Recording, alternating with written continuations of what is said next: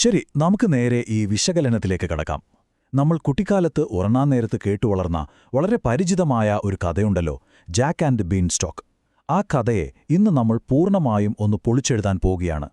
കാരണം ഇതിനു പിന്നിൽ ഒളിച്ചിരിക്കുന്ന വളരെ ഇരുണ്ട പുരാതനമായ ഒരു രഹസ്യമുണ്ട്. ലോകമെമ്പാടും പരന്നുകിടക്കുന്ന ഒരു വലിയ മിത്തിന്റെ തകർന്ന അവശിഷ്ടങ്ങളാണ് സത്യത്തിൽ ഈ കഥ. ആ രഹസ്യത്തിന്റെ ചുരുളഴിക്കാൻ നമുക്കൊന്ന് ശ്രമിക്കാം. മനുഷ്യരക്തത്തിന്റെ ഗന്ധം ഞാൻ അറിയുന്നു. കഥയിലെ ഈ വാക്കുകൾ ഓർമ്മയില്ലേ? ഇത് വെറുമൊരു ഭീമൻ പറയുന്ന അർത്ഥമില്ലാത്ത വരികളാണെന്നാണോ നിങ്ങൾ കരുതിയത്? എങ്കിൽ തെറ്റി. മറിച്ച് ഇതിന് നമ്മൾ ചിന്തിക്കുന്നതിനേക്കാൾ പഴക്കമുള്ളതും അല്പം ഭയപ്പെടുത്തുന്നതുമായ മറ്റൊരർത്ഥമുണ്ട്. ജാക്ക് ധീരനായ ഒരു പാവം കുട്ടിയാണെന്നാണ് നമ്മളോട് എപ്പോഴും പറഞ്ഞിട്ടുള്ളത്, അല്ലേ? എന്നാൽ യഥാർത്ഥത്തിൽ എന്താണ് സംഭവിച്ചതെന്ന് മനസ്സിലാക്കാൻ നാം വളരെ പ്രധാനപ്പെട്ട ഒരു ചോദ്യം ചോദിക്കേണ്ടതുണ്ട്. ആ വലിയ കോട്ടയിൽ അതിക്രമിച്ച് കയറിയ വ്യക്തിയാണോ യഥാർത്ഥ രാക്ഷസൻ? നാം ഈ കേട്ടുകൊണ്ടിരിക്കുന്ന കഥ പുരാതനമായൊരു വലിയ കോസ്മിക് കുറ്റകൃത്യത്തിന്റെ രംഗമാണോ എന്ന് ശരിക്കും നമ്മൾ സംശയിക്കേണ്ടിയിരിക്കുന്നു. വിക്ടോറിയൻ കവറപ്പ്, ഒരു പുരാതന മിത്തിനെ എങ്ങനെയാണവർ വെള്ളപൂശിയത് എന്ന് നമുക്ക് നോക്കാം. 1890കളിൽ ബെഞ്ചമിൻ ടോബാർട്ടും ജോസഫ് ജാക്കബ്സും അവതരിപ്പിച്ച ആ കഥ നിങ്ങൾക്കറിയാമല്ലോ. ക്രൂരനായ ഭീമനെ തോൽപ്പിക്കുന്ന മിടുക്കനായ ജാക്കിനെയാണ് അവർ കാണിച്ചു തന്നത്. ഒരു ഹീറോ പരിവേഷം. എന്നാൽ പുരാതന കഥകളിലെ ജാക്ക് അങ്ങനെയില്ല. അവൻ നുണ പറയുകയും മോഷ്ടിക്കുകയും ഒടുവിൽ കൊലപ്പെടുത്തുകയും ചെയ്യുന്ന ഒരാളാണ്. മറ്റൊരാളുടെ വീട്ടിൽ, അതും ഒരു പവിത്രമായ ലോകത്ത് അതിക്രമിച്ചു കയറിയതിന് അവന് യാതൊരു ശിക്ഷയും ലഭിക്കുന്നുമില്ല. ചിന്തിച്ചു നോക്കൂ, തികച്ചും വ്യത്യസ്തമായ രണ്ട് ചിത്രങ്ങൾ. കവിതയിലെ ഫോസിലുകൾ. ഇനി നമുക്ക് ആ പഴയ തെളിവുകളൊന്ന് പരിശോധിക്കാം. ഇവിടെ ശ്രദ്ധിക്കേണ്ട വളരെ നിർണായകമായൊരു കാര്യമുണ്ട്.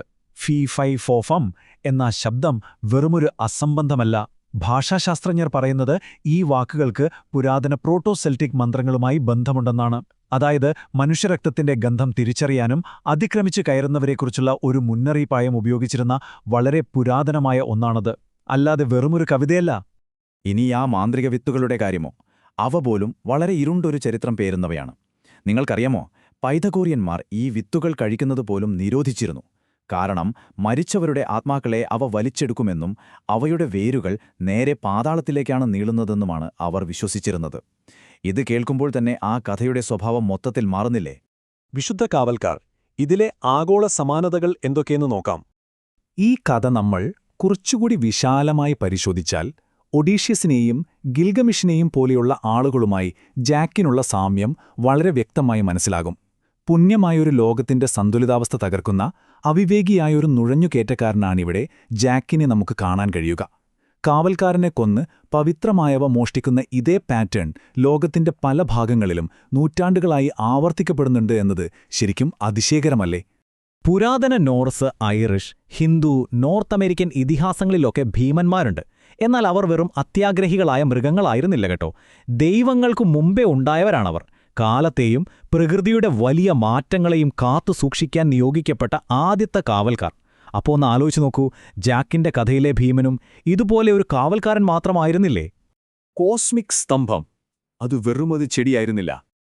ഭീമൻ ഒരു കാവൽക്കാരനാണെങ്കിൽ ജാക്ക് കയറിപ്പോയ ആ വള്ളിച്ചെടി എന്താണ്? അത് വെറുമൊരു ഗോവണിയല്ല, മറിച്ച് ഭൂമിയെയും സ്വർഗത്തെയും പാതാളത്തെയും തമ്മിൽ ബന്ധിപ്പിക്കുന്ന ആക്സിസ് മുണ്ടി എന്നറിയപ്പെടുന്ന ഒരു കോസ്മിക് സ്തംഭമായിരുന്നു അത്. ലോകത്തിലെ മിക്കവാറും എല്ലാ ആത്മീയ പാരമ്പര്യങ്ങളിലും സമാനമായ ഈ സങ്കല്പം നമുക്ക് കാണാൻ കഴിയും. നോർസ് മിത്തോളജിയിലെ ഇഗ്ഡ്രസിൽ മുതൽ മായൻ സംസ്കാരത്തിലെ ക്ഷീരപദം വരെ, അതുപോലെ ഹിന്ദു പുരാണങ്ങളിലെ അശ്വത്ഥവൃക്ഷം, ഇവയെല്ലാം ലോകങ്ങൾ തമ്മിലുള്ള പാലങ്ങളായിരുന്നു. അങ്ങനെയെങ്കിൽ ജാക്ക് ആ മാന്ത്രിക വിത്തുകൾ നട്ടപ്പോൾ അവൻ വിളിച്ചു വരുത്തിയത് ദൈവികമായ ഒന്നിലേക്ക് എത്തി നിൽക്കുന്ന അതിഭീമമായ ഒരു പാലത്തെയാണ്. അതിക്രമത്തിന്റെ വില, ആ വിശുദ്ധ ബന്ധം വിച്ഛേദിക്കപ്പെടുന്നു. ഈ വിശകലനത്തിന്റെ ഏറ്റവും പ്രധാനപ്പെട്ട ഭാഗമാണിത്. പുരാതന ലോകത്തിന്റെ നിയമങ്ങൾ ജാക്ക് എത്ര കൃത്യമായാണ് ലംഘിക്കുന്നതെന്ന് നോക്കുക. തനിക്ക് യാതൊരു അവകാശവുമില്ലാത്ത ഒരു പവിത്രമായ സ്ഥലത്തേക്ക് അവൻ അതിക്രമിച്ച് കയറുന്നു. അനുവാദമില്ലാതെ അവിടെ നിന്ന് പാടുന്ന വീണയും സ്വർണ്ണമുട്ടയിടുന്ന കോഴിയും മോഷ്ടിക്കുന്നു. പോരാത്തതിന് അവസാനം താൻ കയറിച്ചെന്ന വഴിയും അവൻ വെട്ടിനശിപ്പിക്കുന്നു. ഇവിടെയാണ് നമ്മൾ ശരിക്കും ഞെട്ടുക. ഒളിമ്പസിൽ നിന്ന് തീ മോഷ്ടിച്ച പ്രൊമിഥ്യൂസിനോ അല്ലെങ്കിൽ ഓഡിനോ ലഭിച്ചതുപോലെ കഠിനമായ ശിക്ഷകളൊന്നും ഇവിടെ ജാക്കിന് ലഭിക്കുന്നില്ല. പകരം അവൻ വളരെ കൂളായി തന്റെ കോടാലി വീശി ആ കാവൽക്കാരനെ കൊലപ്പെടുത്തുകയും തന്നേക്കാൾ വളരെ പഴക്കമുള്ള ഒരു ബന്ധത്തെ എന്നേക്കുമായി ഇല്ലാതാക്കുകയാണ് ചെയ്യുന്നത്.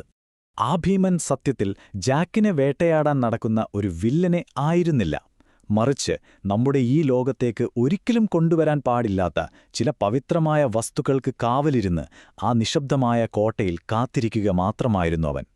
അവൻ കാത്തുസൂക്ഷിച്ചിരുന്ന ആ വീണയും കോഴിയും വെറും സമ്പത്തായിരുന്നില്ല, അവ മേൽലോകത്തിൻ്റേത് മാത്രമായ വിശുദ്ധ വസ്തുക്കളായിരുന്നു. അപ്പോൾ ജാക്കിന്റെ ആ കോടാലിയേറ് കേവലം ഒരു വള്ളിച്ചെടിയെ മാത്രമല്ല മുറിച്ചുമാറ്റിയത്, പുരാതനമായ ഒരു ദൈവീക ലോകവുമായി മനുഷ്യർക്കുണ്ടായിരുന്ന അവസാനത്തെ കണ്ണിയാണവിടെ അറ്റുപോയത്. ആ യക്ഷിക്കഥയുടെ അവസാനമുള്ള ആ നിശബ്ദതയുണ്ടല്ലോ, അത് സത്യത്തിൽ നമ്മൾ മനുഷ്യർക്ക് സംഭവിച്ച ആ വലിയ നഷ്ടത്തിന്റെ ശബ്ദമാണ്. അതുകൊണ്ട് ഒരു പാവം കുട്ടിയുടെയും അവന്റെ മാന്ത്രിക വിത്തുകളുടെയും ഈ കഥ അടുത്ത തവണ നിങ്ങൾ കേൾക്കുമ്പോൾ ഈ ഒരു വിശകലനം നിങ്ങളുടെ ഓർമ്മയിലുണ്ടാകണം. അവിടെ ആരാണ്, എന്തിനാണ് കാവൽ നിന്നിരുന്നത്, എന്താണ് നമ്മൾ യഥാർത്ഥത്തിൽ വെട്ടിമാറ്റിയത്, എന്നേക്കുമായി നമ്മൾ നശിപ്പിച്ചു കളഞ്ഞ ആ വലിയ സത്യങ്ങൾ എന്തൊക്കെയാകാം. നമ്മളിൽ നിന്നും മാഞ്ഞുപോയ ആ പുരാതന രഹസ്യങ്ങളെക്കുറിച്ച് കൂടുതൽ അന്വേഷിക്കാൻ ഈ ചോദ്യങ്ങൾ നിങ്ങളെ പ്രേരിപ്പിക്കുമെന്ന് ഞാൻ വിശ്വസിക്കുന്നു. ശരി, ഈ വിവരണം നിങ്ങൾക്ക് ഇഷ്ടപ്പെട്ടു എന്ന് കരുതുന്നു. അടുത്ത തവണ കാണുന്നതുവരെ നന്ദി.